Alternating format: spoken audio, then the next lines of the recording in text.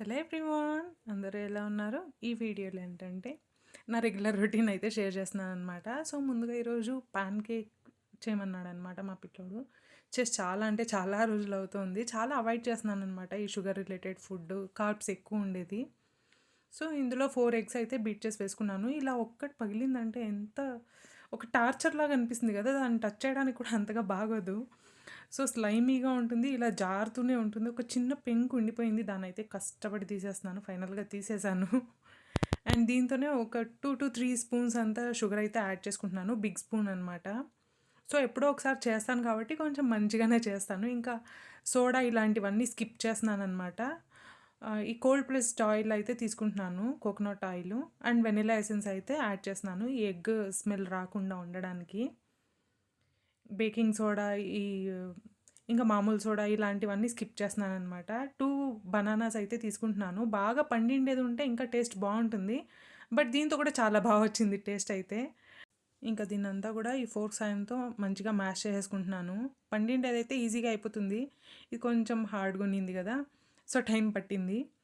ఇంకా గోధుమ పిండి అయితే ఈ గరిటెలో 2 గరిటెలయితే వేసుకున్నాను. ఇది నేనే పిండి కొట్టించుకునిందనమాట. మల్టీగ్రెయిన్స్, గోధుమ పిండి మాత్రమే కాదు. సో ఈ కన్సిస్టెన్సీ వచ్చేదాకా చూసుకొని వాటర్ యాడ్ చేసుకుంటూ కలుపుకున్నాననమాట. పాలు యాడ్ చేసుకుంటాను. నేనైతే డైరీ యూజ్ చేయట్లేదు కాబట్టి వాటర్ యాడ్ చేసుకున్నాను.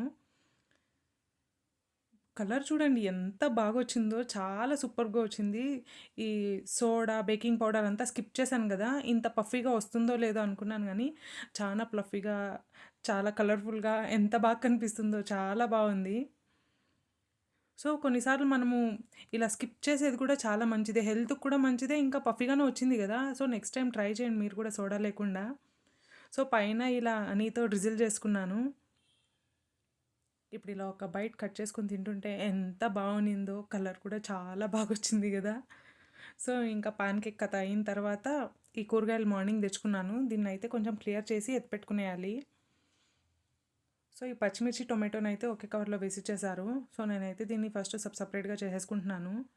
ఈ పచ్చిమిర్చి తీసుకునేది, ఈ తొటాలు తుంచేదే ఒక పెద్ద పని. నేను యాక్చువల్‌గా 1/4 కిలోనే అడిగాను. తనైతే ఇంకా హాఫ్ కేజీ ఇచ్చేసిందనమాట. సో, ఇట్స్ ఓకే, ఫ్రిడ్జ్ ఉంది కదా! ఫ్రిడ్జ్‌లో పెట్టుకుందాంలే అనేసి ఇంకా తెచ్చేసుకున్నాననమాట. సో, ఫైనల్‌గా మొత్తం తొటాలంతా తుంచేసాను. ఎంత పచ్చిమిర్చి వచ్చిందో అంత దాని తొటాలు కూడా వచ్చింది.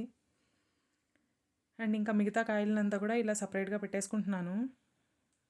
సో, ఈరోజైతే సొరకాయ ఈ పప్పు చేద్దాం అనుకుంటున్నాను. చూద్దాం. ఇంక నైట్ డిన్నర్ ప్రిపేర్ చేసేటప్పుడు ఏ దానికైతే ఎక్కువ డిమాండ్ వస్తుందో దాన్నే చేసేస్తాను. ఇంకా ఈ ముల్లంగి సెపరేట్‌గా, ఈ టొమాటోలు అయితే కొన్ని పడిపోయినాయి కదా! దీన్నంతా కూడా ఎత్తిపెట్టేసుకుంటున్నాను. ఇంకా ఈ గోరుచిక్కుడుకాయలు అన్నీ మిక్స్ అయిపోతే ఇదే ఇబ్బంది. వాళ్ళు సెపరేట్‌గా కవర్‌లో వేసిస్తామంటారు కానీ నేనే వద్దంటాననమాట. ఎన్ని కవర్స్ ఊరికే ఎందుకు అనేసి. ఇంకా అనపకాయలు ఇది కనిపిస్తే నేను కొంటూ ఉంటాను. ఇది గానీ, బఠానీ గానీ బావుంటుంది పలావ్‌కేసుకోవడానికి దానికంతా గూడా. సో, హాఫ్ కేజీ ఉండిందనమాట. సో, ఇంకా అదే కొనుక్కున్నాను. ఒక బాక్స్‌లో అయితే వేసి దాన్ని ఇలా సీల్ చేసి పెట్టేసుకుంటాననమాట. ఇంకా అన్నిటిని గూడా ఇలా నీట్‌గా ప్యాక్ చేసేసాను. ఇంకా ఈ చెత్త కాదు, ఇది ఆవుకిస్తాం కాబట్టి చెత్త అనకూడదు. సో, దీన్నైతే ఇలా సెపరేట్‌గా కవర్‌లో ఏసి మా పిల్లోనితో ఇచ్చేస్తే తను ఎత్తుకొని పోయి ఇక్కడ ఆవు చూసుకుంటారు. వాళ్ళకైతే ఇచ్చేస్తాను. అండ్ ఇంకా కూరగాయలన్నీ కూడా దాని దాని ప్లేస్‌లో సర్దేశాను. ఇప్పుడు ఒక పెద్ద పని అయింది అనిపించిందనమాట. ఇంకా ఈవినింగ్ వాక్‌కైతే వెళ్ళాము. ఎంత ప్లెజెంట్‌గా ఉండిందో. పొల్యూషన్ చాలా తగ్గిపోయింది కదా! ఇప్పట్లో స్కై చూస్తుంటే కూడా చాలా బాగా అనిపిస్తుంది. చాలా బ్యూటిఫుల్‌గా, ప్లెజెంట్‌గా చాలా బా అనిపిస్తుంది. ఇంకా వాకింగ్‌కెళ్ళొచ్చిన తర్వాత వంట అయితే స్టార్ట్ చేసేసాననమాట. సొరకాయ వంచిన చారు చేద్దామంటే పప్పే చేయమన్నాడనమాట. మా పిల్లోనికి ఇప్పుడైతే బీరకాయ పప్పు, సొరకాయ పప్పు భలే నచ్చుతుంది. అదేమో తెలీదు. సో, ఇంకా నేను కూడా అదే అనుకున్నాను కాబట్టి ఇంకా అదే చేసేస్తున్నాను. సో, ఇదైతే ఈజీ డిష్ కూడా గదా! ఇది చూడండి, దీనితోటి జుంకీలు ఉంటాయి గదా! కమ్మల జుంకీలు అలా భలేగా ఉంటుందిది. సో, చిన్న చిన్నగా టొమాటోలని, ఆనియన్‌ని కట్ చేసి పెట్టేసుకున్నాను. ఇప్పుడైతే సొరకాయ కూడా కట్ చేసేస్తున్నాననమాట. సో, దీన్ని కట్ చేసేదే కొంచెం పనిలాగా అనిపిస్తుంది. దాని తర్వాత విజిల్ వదిలితే సాంబార్ అయిపోయినట్టే. చాలా క్విక్ డిష్ కూడా ఇది.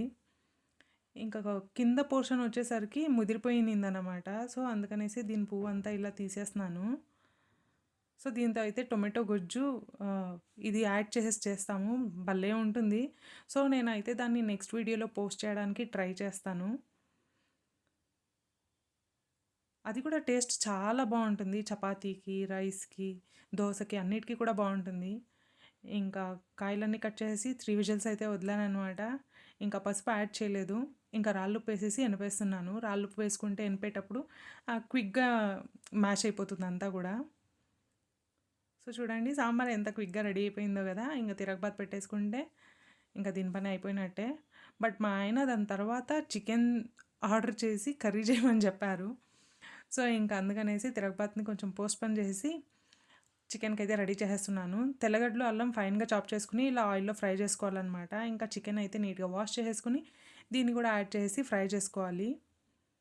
సో, హై ఫ్లేమ్‌లో చేసుకోవాలి. మెయిన్‌గా ఇలా ఐరన్ కడాయిలో చేసుకుంటేనే దీని టేస్ట్ చాలా బావుంటుంది.